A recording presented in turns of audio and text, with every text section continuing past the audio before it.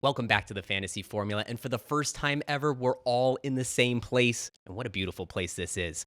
We're coming to you from the SiriusXM studios at the Wynn in fabulous Las Vegas, and guys, I gotta ask you, when we started this show a year ago, did you imagine we'd ever end up in a place like this? Not at all, Adam. I think it's really come a long way in just over 12 months since we started the show. The F1 fantasy community has grown exponentially over the last 2 to 3 years, and it's really a culmination of all the work that not just the three of us, but the wider community have also contributed to. So really exciting, but I think we're only just getting started and really looking forward to what the future holds for us and for the show.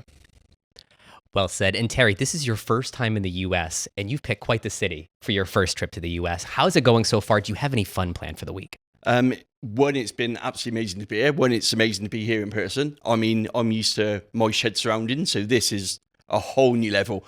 But yeah, I mean, we've been here since Monday, late Monday. So we landed. We did a tour of the Las Vegas Raiders Stadium, which was brilliant. So huge shout out to those for hosting us. And we've just been enjoying the sights really before all the action on track gets going this week. So yeah, it's been immense. It's been a long flight over, but definitely worth it. And what an experience this whole city before even the Grand Prix getting started has been.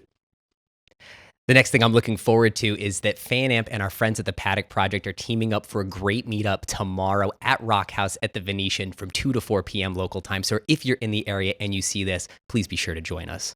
One last bit of housekeeping before we get started to preview the Las Vegas Grand Prix, and that is that this show is going to replace our usual live show. So if you're seeing this and you still have questions about your lineup, make sure you put them in the comments section. And Rob, Terry, and myself will patrol that YouTube comments section. Make sure we get you your answers before qualifying. Rob, one other thing we should cover off before we start, and that's the survey. Do you want to tell our viewers a bit about what that survey is doing? Yeah, a really exciting moment in time for F1 Fantasy at the moment.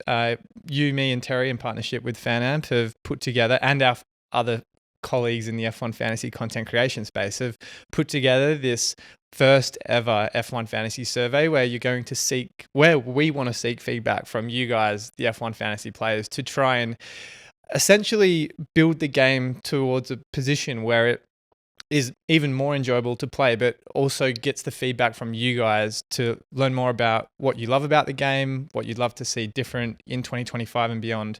And with approval from F1, we obviously want to share those findings with them at the end of the year. So I think it's a really exciting time that not just the three of us, but the wider F1 fantasy community can obviously contribute and feel part of changes in F1 fantasy moving forward. Absolutely. And that survey is going to be open right up until Abu Dhabi. So if you haven't filled it out yet, please be sure to do so. We're going to leave that link in the comments too. Terry, I want to go over to you to start our Las Vegas Grand Prix chatter because we met with Lawrence Barretto earlier this week, covered a ton of topics, but still so much news has broken since then, including some big things this morning. Could you talk us through those two big pieces of news? Yeah, so the biggest piece has to be around the technical directive around skid blocks and also around these support blocks that are in place. So this is something the FIA have clamped down on immediately. So it's in effect from this weekend with very little warning to the teams. Some of the teams have been asking for this to be pushed to the end of the season. That's not happened. The FIA said, no, we're going from it now. So what this is about is Red Bull have made a complaint to the FIA, which is normally the case when they want clarification, is probably the best way to describe it. And what it is, we know that we heard last year in COTA with the plankware with both Lewis and Charles, how obviously they got disqualified for it. It's one of the effects of riding your car too low. So what's happened now is there's two support pieces you can have either side of your plank, and these support pieces have not got a defined size on them. So what the suggestion is these are being used to wear down before the plank wear. So almost like an unfair advantage without breaking the regulations. At the moment, there's no evidence of who this involves, if it's on a car, if it's a clarification because someone wants to introduce it, which is what we sometimes see. The truth will be on track. So if there's a drop-off in performance, there might be a contributing factor. So until we see these cars tonight and what's going on with them, we don't know if this is going to be a big thing or whether or not it's a bit like the Bibgate with Red Bull, where actually it was all or nothing, a lot of fuss, but nothing actually changed in terms of the racing. So you got to imagine, since Red Bull filed that complaint, they're probably looking at some good news this weekend, but an unknown number of teams could be staring at a performance deficit. So we'll definitely have to keep an eye on free practice 1 and 2 tonight to see where the cards fall for it. Terry, there's also this news about Ferrari and running some experimental parts for 2025. Could you give us a glimpse about what we'll see in Carlos Sainz's car and what that means for this weekend? Yeah, so something we're seeing a lot more with this cost cap area is introductions of stuff early where teams are data gathering. So Ferrari have brought a new floor for Carlos Sainz's car. They said at the moment it's only on free practice today and it'd be taken off, and it's purely developmental, gathering feedback, getting track time, and then being able to use it next season. But of course, in the world of Formula One, that floor will be legal and that floor will be in Las Vegas. So ultimately, if you've got a floor which is performing well, there's no reason why you can't make that switch and actually put that on your car for tomorrow. So there is an advantage that could be gained based on that data they get. So even though there's no intention at the moment, as we know in Formula One, doesn't mean it couldn't happen. So we'll definitely have to take that free practice 1 and 2 data for Ferrari with a grain of salt, because if they remove that floor, it could skew what we see in that F1.com report that our friend Lawrence Barretto told us about in the weekly warm-up. Yeah, Lawrence, as for those of you that have already watched our race week preview, filled us in on kind of what goes into his weekly simulations, and really exciting to learn a bit more about the mathematics and the insights that he can collate and his team can collate to bring us that information. I feel like, Adam, there's probably quite a bit of optimism around Ferrari for this weekend in particular. They've had really good results at Monza, at Baku, even though we know Oscar won there, but I think coming to a circuit where they qualified P1 and P2 last season, I do think there is really, I do think they deserve to be favourites, and McLaren seem to be more suited to those faster, kind of higher speed corners and circuits, but I do think Ferrari have really got the opportunity to do well here. And Terry, I want to know if you agree, because this has the second longest straight on the calendar, 1.2 miles. We're in the States, so I'm not going to convert the kilometers. Do you think that favors Ferrari this week? Definitely. I mean, we know, like Rob said, they got that Monza style, sort of rear wing setup. I wouldn't rule out McLaren. It's the first time we've seen that rear wing, which was used in Baku. We know there's been changes to McLaren's rear wings. This is the first time that actual rear wing is going to be deployed since that race. So all of that talk about that mini DRS and all that effects and what effect that actually had on the car. Remember as well, Papaya rules are completely out according to the media day yesterday. So Oscar is free to race now, with the Constructors' Championship clearly being the goal for McLaren now in terms of the outside chance of Lando getting the championship. So that puts things into play. So I think Ferrari are going to be strong. I think that you've got Red Bull and Max will naturally be strong, and you've then got McLaren are going to be strong into the mix. I think some of the other teams are going to be too far off the pace, and I think we're going to get those top 3 teams and probably Max in the mix as well. Speaking of Oscar, I want to talk a little bit about what made this race stand out in 2023. It had the second most overtakes on the whole calendar, and part of that is because of the very high track evolution. You had both McLarens out in Q1 last year. Rob, we had Oscar Piastri with the most overtakes of the whole season, with 20 coming up from the back in this race. Do you think we'll have another year of high track evolution and surprise exits in Q1? Yeah, I think that's a really good question, and something that I think is not just fantasy strategists, but race viewers in general need to be prepared for. We're going to this track where the temperatures are going to be the coldest that we've seen at any race in the calendar year, and I would not be surprised if we do see more drivers try and leave their runs late in qualifying, and there is a flag on track, that they are suddenly, out of the running entirely. And I think Lando and Oscar are perfect examples of what can happen if you do kind of get caught up in a bit of a bad situation like we saw last year. So I do think that you've got to get your runs on track early, and I think Oscar and Lando in particular, because of obviously the constructor situation you mentioned before, are probably going to try and get out of the gates just a little bit earlier to get that out of the way and put themselves in a position where they can at least challenge for pole. So the beneficiaries of that high track evolution last year were the Williams drivers. We had Albon qualify P6, Logan Sargent surprisingly qualify P7. Terry, this is an interesting week for Williams. They had to post a video this week showing that they have both cars ready for this race, but I imagine one incident in free practice or qualifying could really set them back this weekend. What do you see for Williams and their perspectives this weekend? First of all, I mean, a massive shout out to the team at Williams, because if you watch that video, that was an amazing insight into a team really up against it, really having problems, and actually getting the car out on track. Well, 2 cars out on track. We're still not 100% sure what spec they are. We're hearing they are the latest spec because they actually produce a lot of parts anyway. So that makes sense. It's the latest one.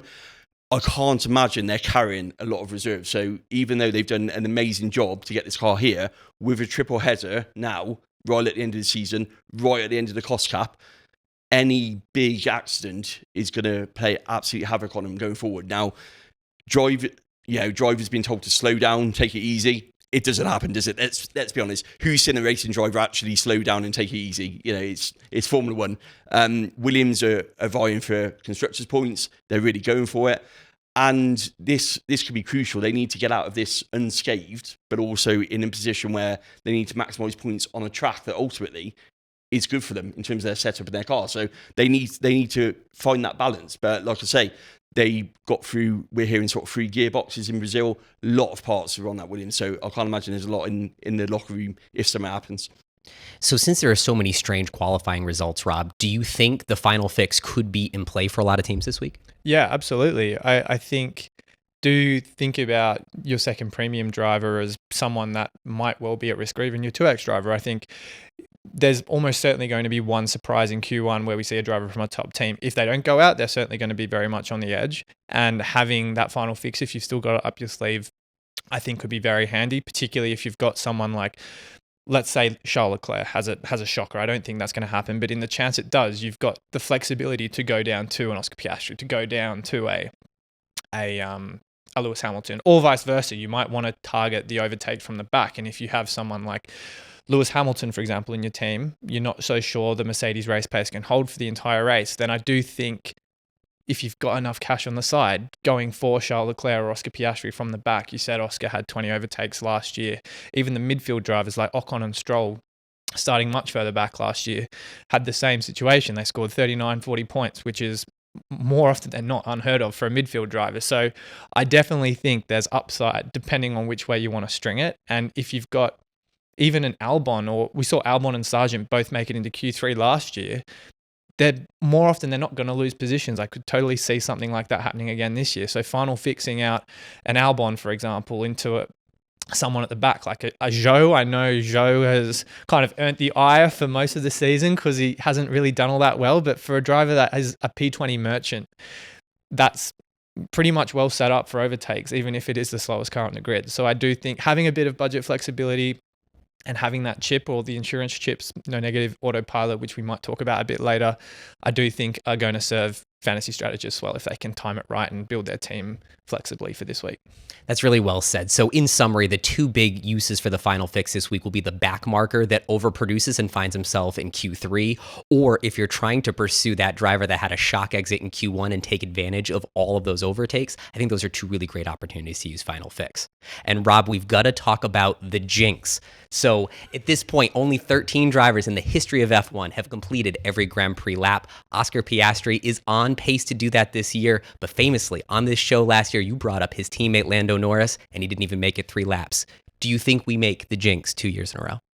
I mean, I'd hope not, because as an Australian, I'd love to see Oscar do well. But considering we did jinx Lando Norris, who'd completed every lap last season until the Las Vegas Grand Prix, and Oscar Piastri is in that same situation 12 months later, let's just say the omens are not looking good for a driver that also didn't have a great... Well, look, he had a decent race to come up to P10 from where he started, but McLaren are going to want to expect more from Oscar Piastri, and I definitely think that he's going to want to set the tone early to put himself in a good position to challenge the front runners in the Ferraris and Red Bulls. So I do suspect...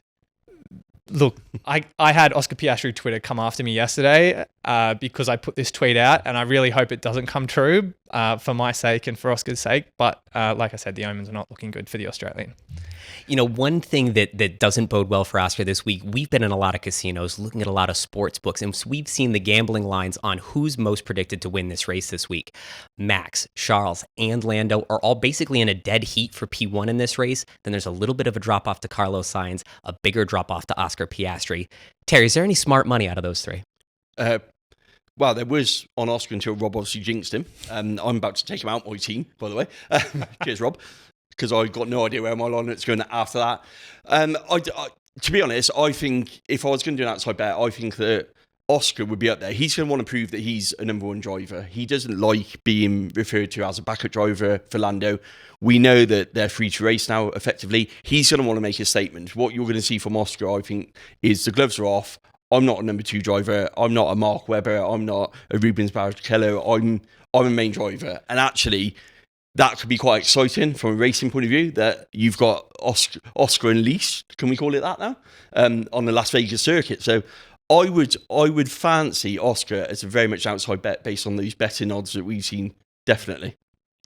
For me, the way I take it is that I have enough budget to run Lando and Leclerc, so I think I'm going to try to cover off Rob in our head-to-head matchup to try to run those two, but maybe move the 2x DRS boost to the Ferrari driver, because Ferrari also have the best odds of winning this race per the sports books that we've seen.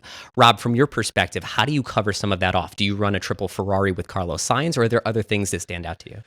I think going back to our head-to-head matchup of the season, you've had the wood on me all year, and I'll say to the camera right now, I'm coming for you in 2025, Adam. But I do think that for me, being a little bit off the back, going for a triple up on Ferrari is probably where my head's at, unless, of course, we see something in practice where they just don't look like they've got it. And Lando Norris, understandably, an extremely popular 2x option, but I really think you can, where the smart money's made, as you said before, Charles, if he has a good race like he did last year. We saw him really fight Checo towards the end there and get that overtake on the last lap to secure P2. I definitely think he's really in the box seat with how good that straight line speed of the Ferrari is. We've seen him have really good results at high powered tracks like Monza, and he's obviously got the momentum in Austin as well with that win there.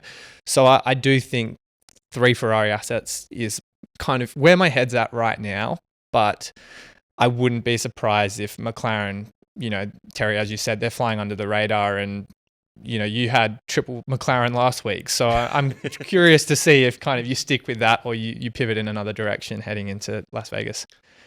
Oh, do we have to talk about Brazil and triple McLaren with with the extra DRS boost? That was shocking. That killed my season. I'm tempted to stick with it, if I'm honest. I don't believe fate can happen twice, so I kind of think that McLaren got that bad race out of the way. I do fancy the setup of McLaren around here still. I think they're going to be very, very strong. That rear wing is going to play its part. Their setup looks solid.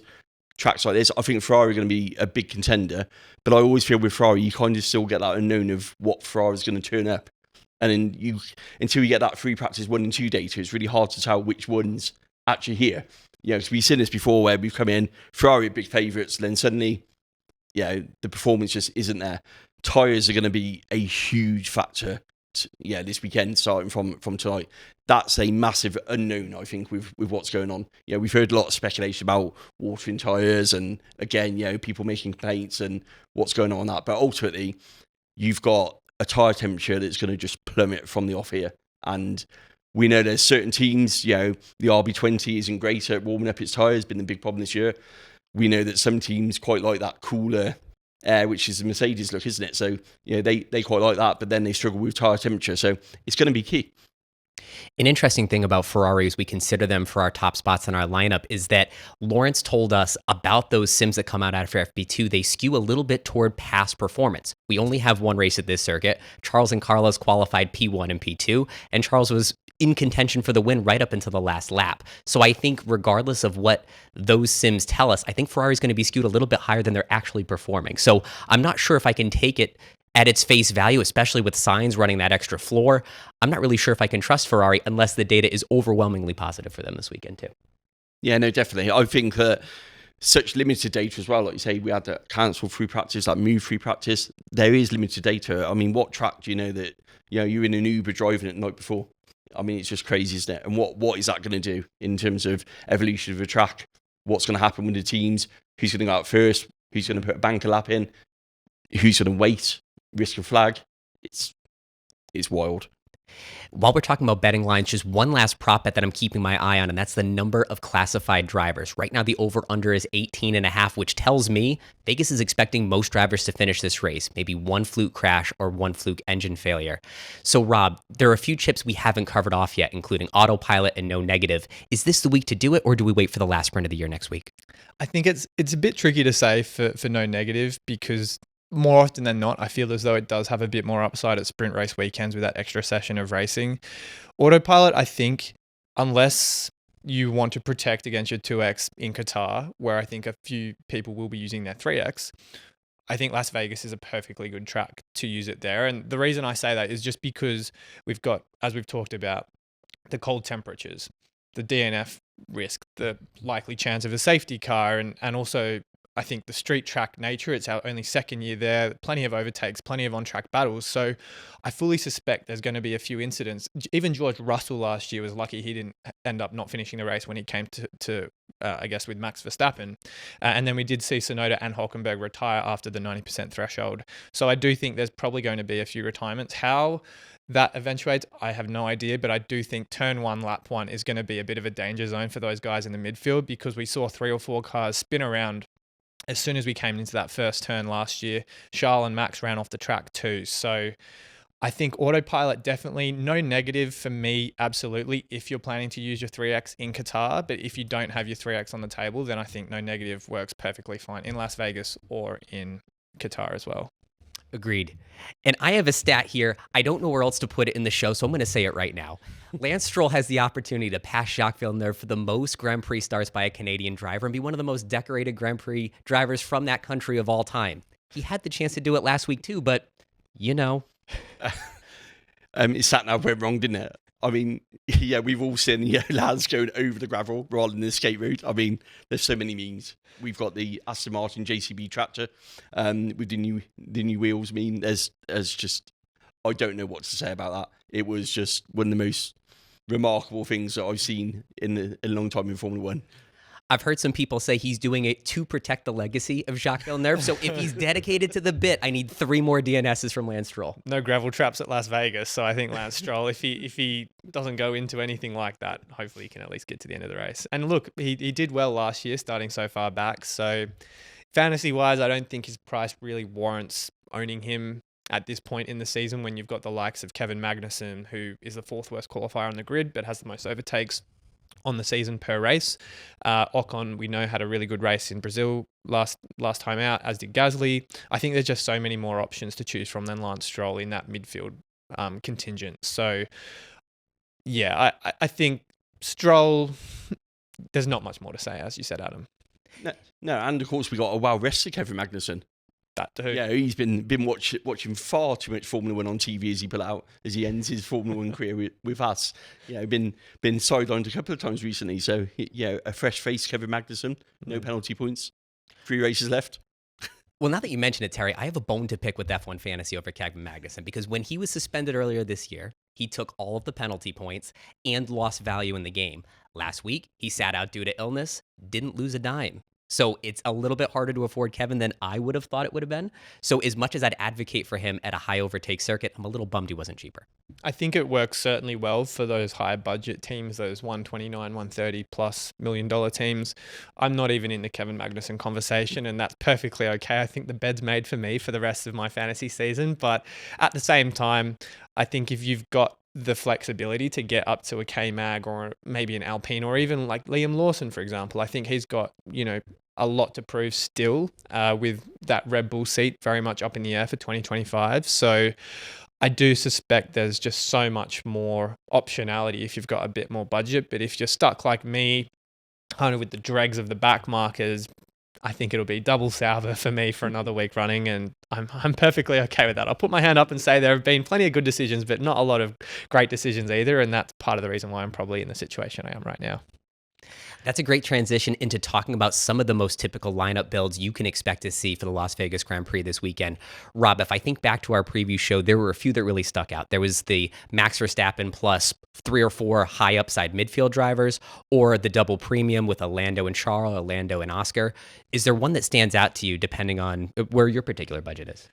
I mean, I think Max Verstappen, coming off his Brazil result, deserves to be in the conversation, but only if you've got 130 odd million plus budget, because I think Max and 4 midfield drivers, you're really relying on all 4 of those to do well in overtakes. But we also saw drivers like Albon, Sargent, Bottas, Gasly all qualify quite high last year in Vegas, all lost a bunch of positions, didn't have many overtakes because they were fighting with the top drivers in the top teams. You're not really going to score that many when you've got Charles Leclerc, Carlos Sainz in the top 5, top 10. So I think you've got to pick the 4 on the money to make that Max Verstappen and 4 premium midfielders work. there may be teams that can go Verstappen Sainz. I think that's perfectly fine. But I think the fact that, as Terry, you talked about McLaren's upside, I'm very confident in Ferrari. The Lando Norris, Charles Leclerc lineup you're thinking of running out of, I think, has a lot of reason to be confident in. Just because not only they are the two most high-performing drivers in the game. Charles has 212 points in the last 6 races. I think Lando's about 195 or so. And Max is right in the conversation as well. But not only that, but you've got Lando and Charles, who are 2 drivers that are in the conversation for driver of the day if they're winning the race. They're also in with a decent chance at the fastest lap. And they're very reliable. I think Charles 9 races in a row where he scored 20 or more points. So he's a beacon of consistency, if you ask me. And Lando, even though he's been maybe trending downwards a little bit, I still think he's going to get you kind of what you'd hope for, 25 to 30 points most races from your 2X.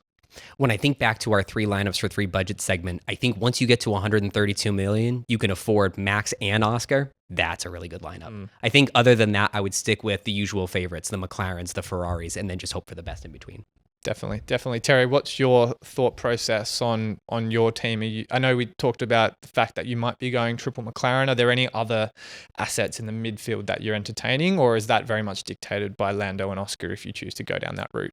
It's pretty much dictated on Lando and Oscar, but like you are, I haven't got a lot of room from that. It's kind of those 2 drivers, double Sauber and a Williams driver, and that's pretty much everything you've got. There's not enough in the budget to do that without taking a constructor out for a lower constructor.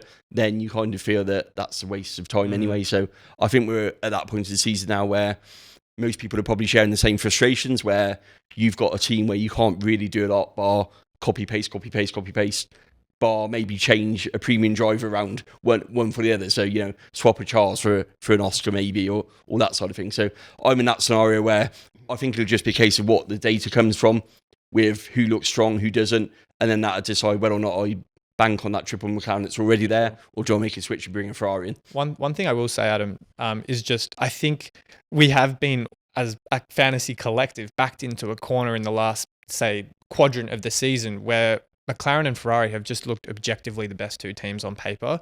And there was that kind of period in the middle of the season where Mercedes were very much in the mix in Canada, in Belgium, etc.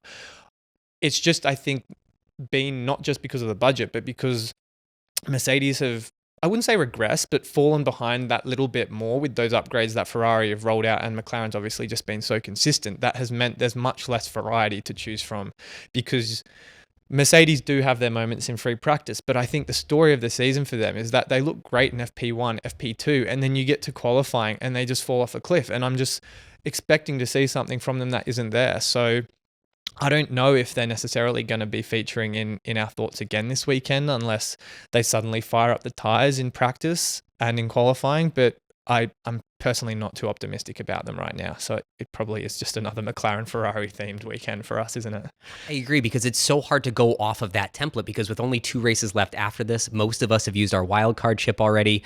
Most of us have used our extra free transfer, so we only have 2. It's hard to go into an atypical lineup and then try to move back to it for the sprint next week. So I think you do just have to settle in for these last 3 races unless you're truly desperate. Guys, any final thoughts before we wrap and head up to the Las Vegas Grand Prix? I think it's just going to be a really good weekend. I know we talked about at the start how far this show's come in the last 18 months from doing it. I mean, we still do it every week on our webcams, but to obviously now get to a point where we've got live audiences every week. We're doing it in a studio. We've got guests on. It's just crazy to think that in such a short space of time we've come so far, and I'm really excited to obviously do this with you guys in person and have that opportunity to do it to all of our viewers, because without you guys we obviously wouldn't really have the motivation to keep coming back every week. But combine that with obviously the fact that we've got 3 days of excellent racing to look forward to, and I think you guys have got particular excitement about this afternoon, if I'm not mistaken. So after this, Terry and I will be heading to the pit lane for a private pit lane tour, and then we'll be in hospitality in the Skybox tonight. So lots of extra content coming out for us in the next few days. Terry, any final thoughts from you? Yes, we've forgotten the Las Vegas League.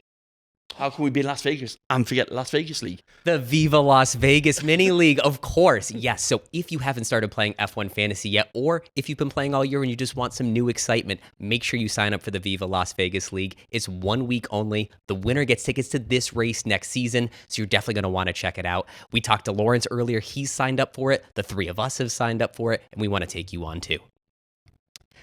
Let's give a big shout out to our friends at FanAmp because they moved heaven and earth to make this incredible experience happen for us. So thank you, FanAmp. Also, big thank you to SiriusXM for hosting us and to each and every one of you. Like Rob said, if it wasn't for our viewers, we wouldn't have the chance to have great experiences like this. So thank you, and please keep coming back. This has been so much fun.